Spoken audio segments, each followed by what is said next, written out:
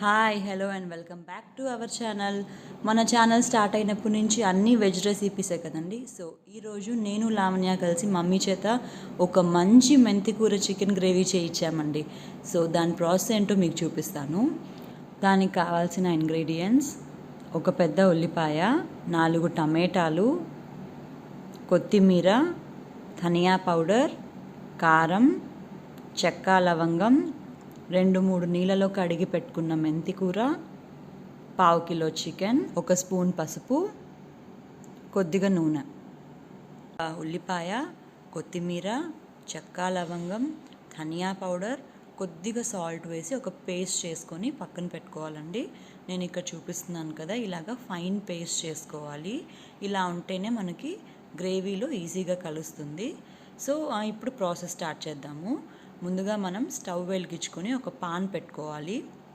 Pan లేదా కుక్కరే పెట్టేసుకోవచ్చండి. మనం చికెన్కి విజిల్ పెట్టాలి కదా, సో కుక్కరే పెట్టేసుకుందాము.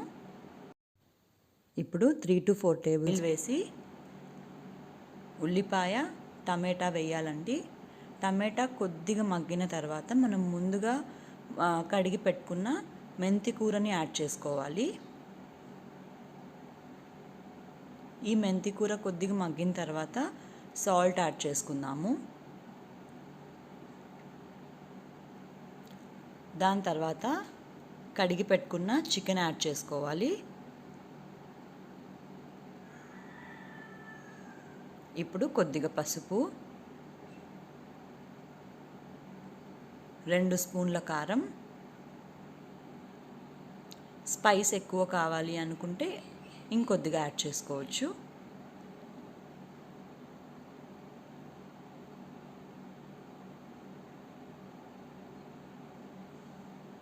ఇవి కొద్దిగా మగ్గాలండి. దాని తర్వాత మనం ముందుగా వేసి పెట్టుకున్న పేస్ట్ యాడ్ చేయాలి. ఈ పేస్ట్ పచ్చివాసన పోయేదాకా మనం స్టవ్ సిమ్లో పెట్టుకొని వేయించుకోవాలండి.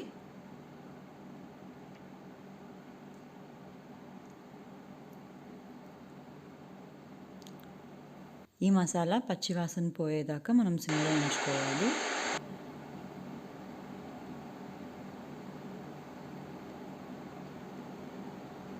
దాని తర్వాత ఒక గ్లాస్ నీళ్లు యాడ్ చేసుకోవాలి.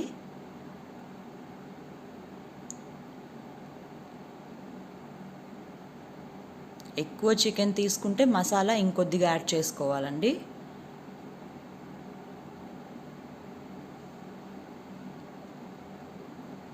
ఇప్పుడు కుక్కర్ 3 to 4 విజిల్స్ వచ్చేదాకా వెయిట్ చేద్దాము.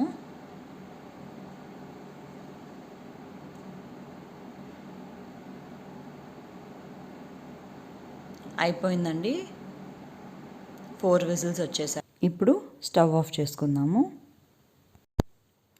కుక్కర్ కొద్దిగా చల్లారిన తర్వాత లిడ్ ఓపెన్ చేసి మన గ్రేవీ ఎలా ఉందో చూద్దాము. లిడ్ ఓపెన్ చేయగానే మంచి స్మెల్ వస్తుందండి, మెంతికూర ఫ్లేవర్. మెంతికూర మన హెల్త్కి చాలా మంచిది. సో మన ఫుడ్స్లో ఎప్పుడూ మెంతికూర యాడ్ చేసుకుంటూ ఉండాలండి. కలర్ చాలా బాగుంది కదా. అంతే అండి, చికెన్ ఉడికిందేమో చూసుకోవాలి. దీని తర్వాత కొద్దిగా కొత్తిమీర యాడ్ చేసుకోవాలి.